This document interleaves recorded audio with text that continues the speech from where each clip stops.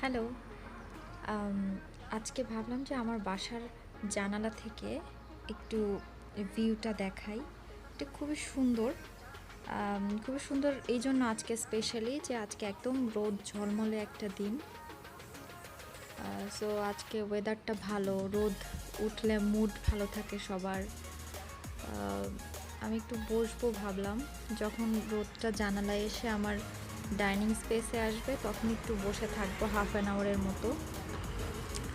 আর আমার এই যে রাস্তাটা, এই রাস্তাটা খুবই বিজি আর একটা রাস্তা। এখান দিয়ে কারণ এই যে এখান দিয়ে সবসময় গাড়ি চলাচল করে। কারণ ওই সামনে যেই রোডটা ওটা হচ্ছে মেইন রোড। সো এটা একটা বাইপাস রাস্তা বলা যেতে পারে। তো দেখা যায় যে প্রতিদিন এখান দিয়ে শত শত গাড়ি যায়।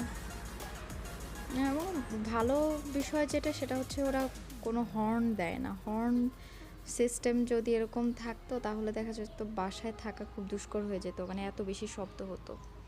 সো এটা একটা ভালো সাইড যে ওরা হর্ন দেয় না। আজকে প্রচণ্ড রোদ এবং খুব সুন্দর ওয়েদার, মাশাল্লাহ।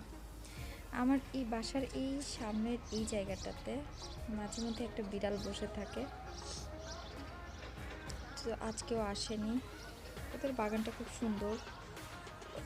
ওটা হচ্ছে আমার প্রতিবেশী যিনি, ওনার পেট রাখার মানে কুকুরের ঘর সুন্দর করে বানিয়ে দিচ্ছে। এটা একটা কমপ্লেক্স।